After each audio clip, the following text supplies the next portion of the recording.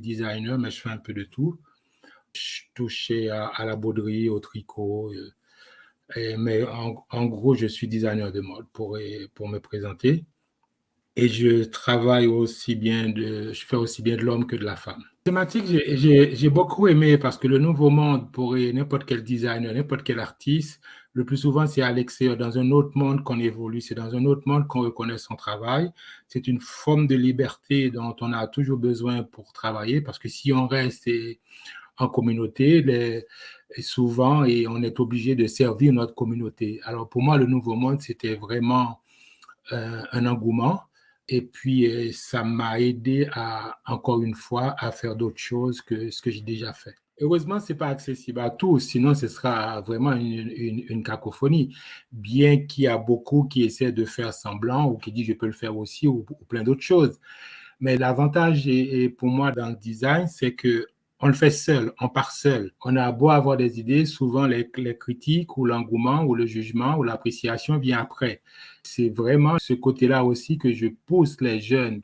Actuellement, quand je demande aux jeunes, est-ce qu'on les a jamais traités de fous, est-ce qu'on les a jamais traités euh, de celui-là, il a pas sa tête, c'est aussi bien pour son style vestimentaire que pour son langage, que pour tout le reste.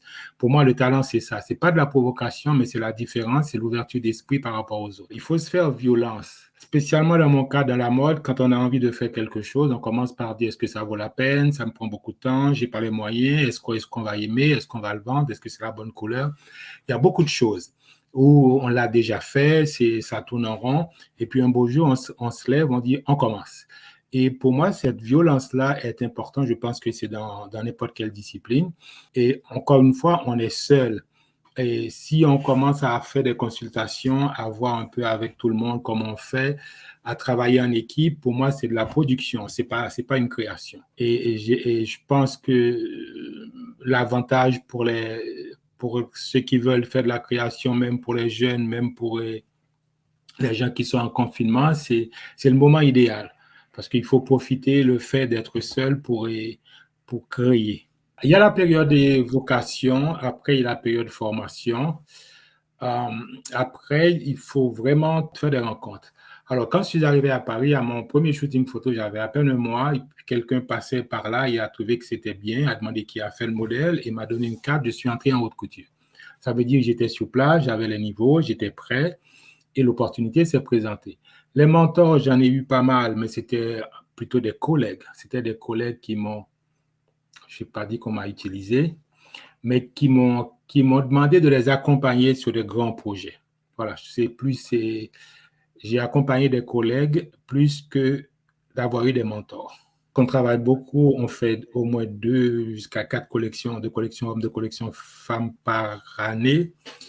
Et il faut aussi des tendances, il faut une culture assez vaste, il faut connaître aussi les matières, ce qui se passe à l'extérieur. On ne peut pas faire de la mode. On peut faire des vêtements sur place, mais dans la mode, il faut vraiment rêver, il faut vraiment voyager aussi bien dans sa tête que physiquement. Je ne pense pas qu'on peut avoir une spécialité dans la mode. On peut avoir un esprit, on peut avoir une ligne, une ligne conductrice. Mais en ce qui concerne des matières, si on prend actuellement au Canada, on a vraiment les 4 saisons. Alors, on ne peut pas dire qu'on aime travailler qu'une matière. Peut-être que dans des pays tropicaux, ils n'ont qu'une saison ou une saison et demie. On peut dire j'aime le coton, j'aime le lin. Mais c'est impossible. En plus, dans mon cas, qui travaille beaucoup sur l'Europe du soir, beaucoup sur des contrats de films et des choses à thème, il faut vraiment toucher à tout. J'ai moi-même été surpris par des demandes et des contrats, genre la robe en verre que j'ai fait pour l'UNESCO, et j'ai fait pas mal de collections dans le même esprit. Dans tout ce que j'ai fait de plus, qui m'a moi-même épaté, c'est que j'avais fait une robe de mariée dans une collection, qui était rebordée de pelures d'oignons séchés. Ça, je ne m'attendais pas du tout à ça. C'est-à-dire, et puis c'est un beau défi. C'est un beau défi se réveiller un matin pour dire pourquoi pas. Il y a les saisons, j'en ai déjà parlé, et puis il y a aussi la clientèle. Moi, je suis plutôt dans les robes du soir. Je suis plutôt dans des pièces uniques, dans des pièces qui demandent parfois 120 heures, 200, plus de 200 heures de travail. Mais je ne suis pas dans les petites choses. Et les vêtements pour aller travailler, ce n'est pas mon fort, ce n'est pas moi. Sinon, je peux dire que je suis bien dans la haute couture. En travaillant sur une pièce, c'est l'idée vagabonde et on aurait pu faire mieux. On voit des choses, ça défile. C'est comme un film, hein. Je pense que une pièce amène une autre et amène une autre. Et puis, il y a le thème, il y a... Non, quand je commence, c'est l'excitation, c'est qu'est-ce qui va venir après.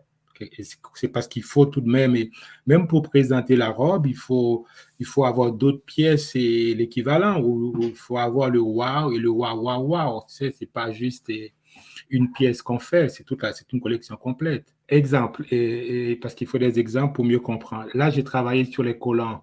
Je pense que c'était 14 ou 15 danseurs. J'ai rebordé les collants. Et après la présentation, j'ai demandé à récupérer les collants, mais c'était 3 mois de travail, hein, pour compléter les broderies parce qu'il y a des choses qu'on ne voyait pas. Et dans des mouvements, ça manquait d'éclat. C'est jamais fini. J'ai pas mal de vêtements après les collections qu'on complète, qu'on repasse encore une semaine, 2 semaines sur la robe. Actuellement, je retourne beaucoup et en Haïti, même depuis mes débuts, j'étais très porté par la couleur, beaucoup de patchwork. Ce que j'ai aimé dans le patchwork, et pour Haïti, c'est ce qu'on appelle pacotille. J'ai une collection complète, j'ai fait des expos pas mal et je pense qu'il y a ce qu'on appelle le manque de valorisation de notre culture, mais c'est dans tous les domaines. Et le fait, si on revient, si on veut parler aussi sur la pièce que je vais présenter par rapport à Savac, c'est cette collection de poupées vaudou. Si j'étais en Haïti en disant qu'est-ce qu'ils ont, qui n'est pas valorisé, qu'est-ce qu'ils ont qu'on va dire que d'autres ne connaissent pas. Ou, par exemple, quand les robes en poupées vaudou, quand les poupées vaudou, ils ont fait tout un mural avec au Musée des Beaux-Arts de Montréal. L'engouement des gens, c'est que c'est ça une poupée vaudou, c'est ça une poupée vaudou. Ils n'ont jamais vu ça de près. Et l'étonnement, c'est de partager. Je pense que c'est de récupérer ce qu'on a, qu'on ne valorise pas, c'est de récupérer notre quotidien, qui pour nous, il y a plein d'autres artistes haïtiens qui font ça heureusement. Et je pense que c'est la valorisation de la culture, la valorisation des métiers que j'aurais aimé léguer. C'est pas que j'aurais aimé léguer, c'est déjà entamé parce que je fais pas mal de formations en Haïti dans ce but-là. Au début, il y avait 1200 poupées et le manteau, le chapeau, j'ai arrêté de compter quand je suis arrivé à 2000. Parce qu'il y a non seulement le vêtement, il y a tout le décor. Et j'ai passé 1 an et demi, je ne faisais pas que ça, à travailler sur ces 2 pièces. Je pense que j'ai toujours voulu le faire et puis je me suis donné la peine parce que j'ai traversé beaucoup d'écoles, beaucoup de formations entre Haïti, Jamaïque et on va dire Montréal et la France et beaucoup de séminaires, beaucoup de collaborations sur l'Afrique. Et maintenant, j'arrive à enseigner. J'ai un centre de formation IEMC, Institut d'excellence de mode contemporaine en Haïti. Et actuellement, je suis chargé de cours à l'UQAM en design de mode. L'Université de Montréal, le département École supérieure de mode de Montréal. Le premier jour, et quand je parle aux étudiants, je leur dis, vous avez le talent, j'ai le talent, vous avez la motivation, j'ai de la motivation, vous avez, mais j'ai l'expérience que vous n'avez pas. Et ce n'est pas seulement l'expérience, c'est souvent le côté, la qualité. Je pense que les jeunes, la clientèle aussi, ils ont tendance à trouver que c'est beau, facile, surtout si le prix va avec. Mais moi, je pousse vraiment pour l'anecdote, c'est que j'ai dit, vous avez déjà fait une école, vous avez déjà une expérience quand je fais de la formation continue. Mais par contre, la technique, ce que j'ai, c'est tout ce que vous voyez dans les défilés de mode ou dans les magazines. Moi, c'est cette technique-là que je pratique. Si vous voulez, on peut le partager. C'est pas la haute couture pour tout ce qui est clinquant, tout ce qui est glinglin. C'est vraiment la haute couture par la technique et comment je pourrais dire, l'exigence du travail bien fait. On peut y arriver sans formation parce qu'il y a ce qu'on appelle le talent et puis il y a la chance d'avoir un mentor. Et tout comme on peut faire des années d'études, maintenant, je pense que les jeunes, c'est 5 jusqu'à 6 années d'études dans la mode pour ceux qui veulent vraiment démarrer par le haut. C'est obligatoire, c'est obligatoire. Mais si c'était facile, c'est-à-dire c'est facile d'ouvrir une boutique parce que si on veut faire du commerce. Il n'y a rien de péjoratif, hein? C'est parce qu'on a besoin aussi de ces gens-là dans tous les domaines. C'est facile de dire je vais rentrer dans une manufacture, je vais faire des pantalons, je vais faire des vestes, c'est très facile. Mais si on veut travailler dans une équipe de création, c'est là où l'exigence vient. Si on veut faire sa propre collection, c'est beaucoup plus facile parce qu'on peut faire passer tout ce qui n'est pas réussi en détail, en style. Tandis que quand on travaille dans les ateliers sur une collection couture dans une équipe, c'est quasiment pour moi l'équivalent de la chirurgie en médecine. On peut ou on ne peut pas, on sait ou on ne sait pas. Il n'y a pas de place pour l'amateurisme. J'ai pas mal de contrats, plus les formations. J'ai tout de même une école à gérer. C'est une école de métiers d'art. On a plusieurs disciplines. Je fais beaucoup de choses en ligne, je bouge beaucoup. J'ai tout de même l'université 2 sessions par année. Et puis, j'ai une clientèle privée. J'ai pas mal de commandes. Et moi-même, je reste sur mes projets. Du coup, j'ai plus de boutique. Ça a été une force dans la mesure que j'ai jamais voulu faire comme les autres. Du coup, mon travail a toujours été différent. Ça a été un choc pour beaucoup. Il y en a très peu qui ont essayé de le critiquer, mais c'est ceux qui n'ont pas compris ma démarche dès le départ.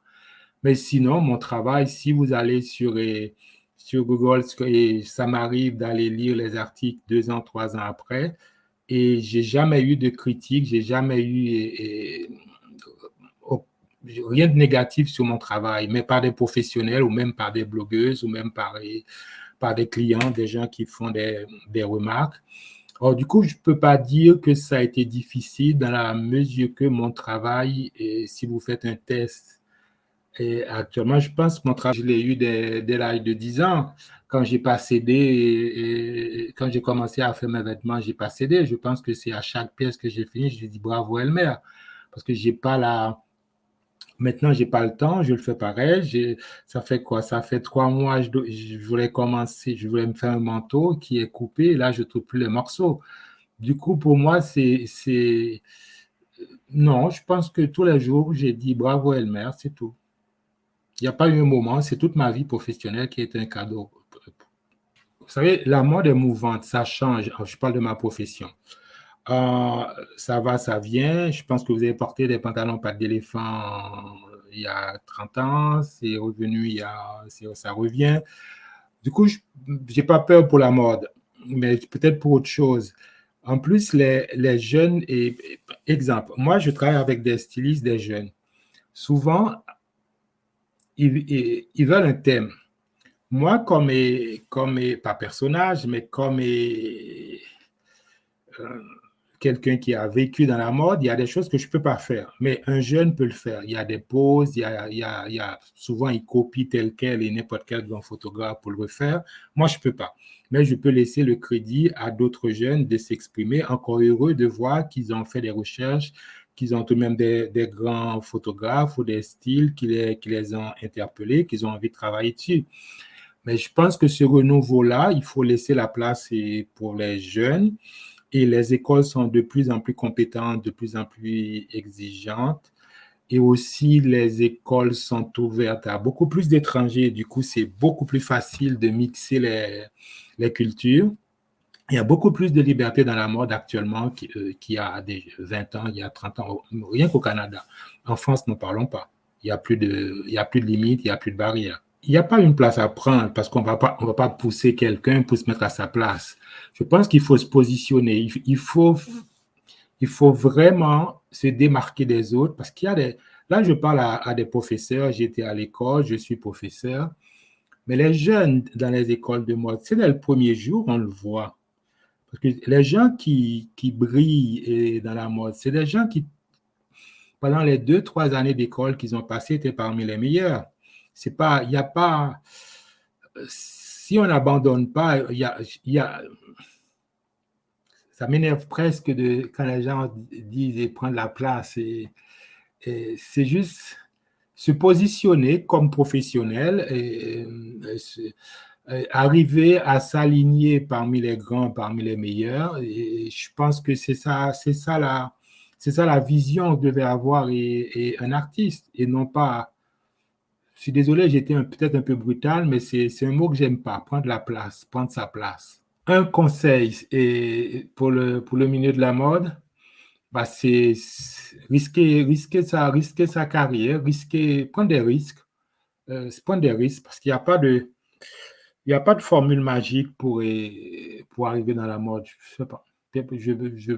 Puis moi, j'écoute pas les conseils, je suis têtu, je suis borné et du coup, à donner des conseils, je pense que c'est un peu, c'est, non, j'ai pas de conseils à donner aux jeunes. Le mot afro-canadien et tout le mouvement qu'on vit actuellement,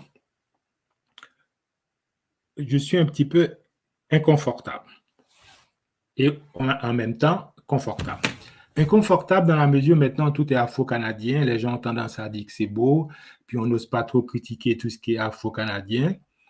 Et moi, ma génération, être afro-canadien, c'est qu'on était quasiment interdit de faire trop ethnique, pour ne pas déranger. Il y a encore 5 ans, pour un festival de mode, j'avais toute une collection de tissus africains et il y a une des responsables qui a dit au styliste, tu penses que tu vas venir passer tes choses africaines à notre défilé? C'était il y a 5 ans. Mais aujourd'hui, cette personne, pour être à la mode, pour faire tendance, va faire waouh, va dire que c'est beau, c'est ce qu'on voulait, c'est ce que voilà. Le mot afro-canadien, c'est un mot à double tranchant actuellement, mais je trouve que ça va et j'ai accepté, c'est parce que il faut aussi se regrouper, il faut regrouper les meilleurs, il faut regrouper ceux qui sont isolés. Et ça les encourage. Et aussi, il faut montrer aux responsables, aussi bien politiques, il faut montrer à la communauté qu'on a tout de même des valeurs. C'est pas forcément parce qu'ils sont noirs, parce qu'ils sont afro-canadiens qu'ils ont des valeurs, mais le talent aussi, on a parlé beaucoup de talent. Je pense que ça va et avec cette vision-là et faire mon affaire. Mais les jeunes, maintenant, ils reçoivent des compliments pour n'importe quoi. Quand je dis des jeunes, je parle des nouveaux arrivants dans le milieu culturel. Mais sinon, la vision de faire les choses, de regrouper, d'aller en avant, de sélectionner les meilleurs, d'encourager des nouveaux talents à nous rejoindre, pourquoi pas? Et bravo si malgré tout le confinement, malgré tous les problèmes qu'on a, on a passé à travers et ce sera fait quand même, je trouve que c'est bien. Mais l'année prochaine, et j'espère qu'il y aura beaucoup plus de gens qui aimeraient nous rejoindre, mais pas parce qu'ils sont afro-canadiens, mais parce qu'ils sont afro-canadiens et qu'ils ont des choses à dire et qu'ils ont du talent. On a surtout besoin de talent.